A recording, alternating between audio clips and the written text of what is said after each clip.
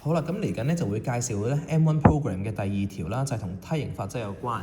咁梯形法則咧，過往喺本書度學嘅時候咧，其實我哋會去逐個函數嘅值咧去計，逐個函數嘅值去計，跟住咧就套落去梯形法則嗰條式度，咁令到我最終出到一個估算值嚇。咁但係咧成件事係好麻煩嘅，即係如果你有印象，我好似呢條咁樣分5個子區間嘅時候咧，其實你有6個函數值要篤嘅喎。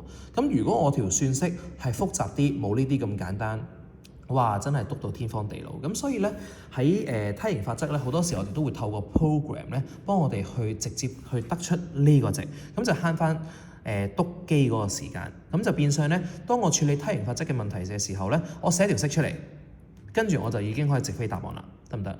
好啦，咁我而家我哋會去做嘅嘢咧，同之前一樣，第一條片同大家入呢個 program 先。第2條片就會示範點樣用呢個 program 去處理呢2條題目。好啦，咁我哋事不宜遲，先入 program 啦。咁今次咧，我就會入落我部計算機入面嘅 program 2入面嘅。咁照舊啦 ，mode 6 edit 係1啦。咁我會入2啊，所以咧我揀個2啦。好啦，跟住咧佢喺 mode 1運行嘅，咁所以咧就揀個1啦。而家就可以開始啦。咁之前都提過啦，呢啲英文字咧90%嘅時間咧都會喺個 program 入面。向左揭你就應該會揭到嘅，咁揭下咯喎。好，咁有啲多行，咁先間低係我哋而家入緊第1行啊。好啦，咁向左揭啦，咁要揾個 go to。好啦，咁go to 喺度 ，OK go to。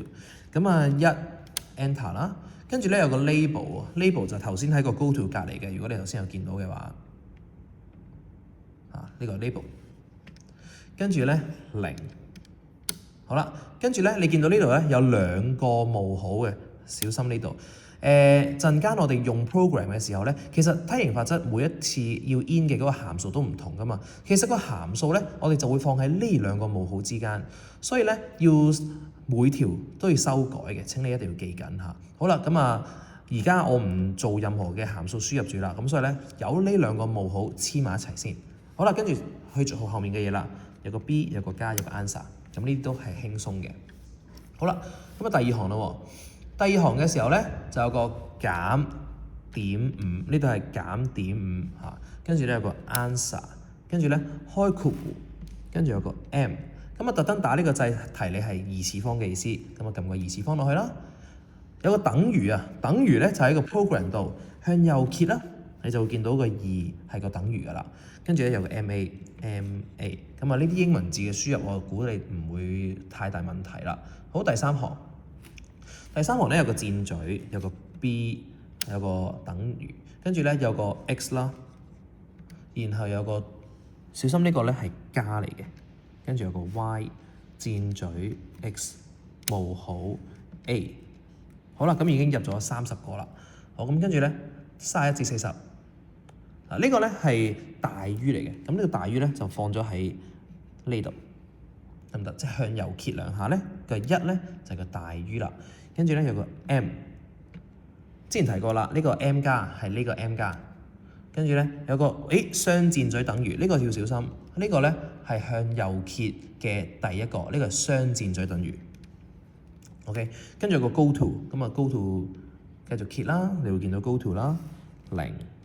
跟住咧有個 y、b 斜三角係 program 4，好啦，已經入咗40個啦。跟住咧繼續去咯喎，有個 label 1 clear memory shift 9 1 OK， 咁繼續去啦。跟住就係 define 個 x 啦 ，define 個 y，define 個 a 啦。咁接下落嚟呢度咧就可能又快少少啦。define 個 x，define 個 y。define 個 A， 好，入到57就係呢格啦。好，跟住咧就有個 A，OK， 咁有個 x-1啦 ，x-1係呢個掣，跟住咧開括號，好，最後啦，咁有個 y 減 x， 箭嘴 y， 冒號 go to 0， 好，咁68對68可以按掣離開。咁下一條片咧就會去同大家睇下咧點樣借助呢個 program 幫我哋去處理梯形法則嘅問題。